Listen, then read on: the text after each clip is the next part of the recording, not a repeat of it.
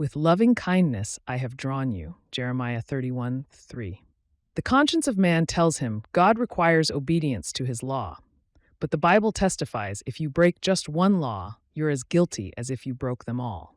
The Apostle Paul gives us the reason, that every mouth may be stopped and all the world may become guilty before God. Therefore, by the deeds of the law, no flesh will be justified in his sight. Romans 3:19-20. That leaves man in a dilemma.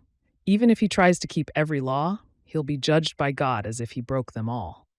Every human being knows intuitively what God demands, because what may be known of God is manifest in them, for God has shown it to them. Romans 1:19. God has placed in every person a conscience that informs them of their sin, and yet they have no way to atone for it. But God made a way where there seemed to be no way. Christ bore our sins in his own body on the tree, by whose stripes you were healed. 1 Peter 2:24.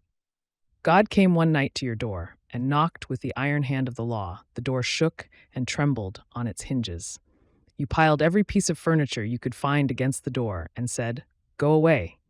He left, but came back later, and with his own soft hand, the hand that was pierced for your sin, knocked again, softly and tenderly. This time the door didn't shake, but supernaturally opened, and there on your knees you received Christ. God convinced you of his love. No one can come to me unless the Father who sent me draws him.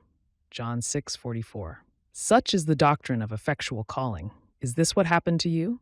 Can you say, God drew me, and now I obey Christ my Lord? If so, he will continue to draw you until you sit down at the marriage supper of the Lamb.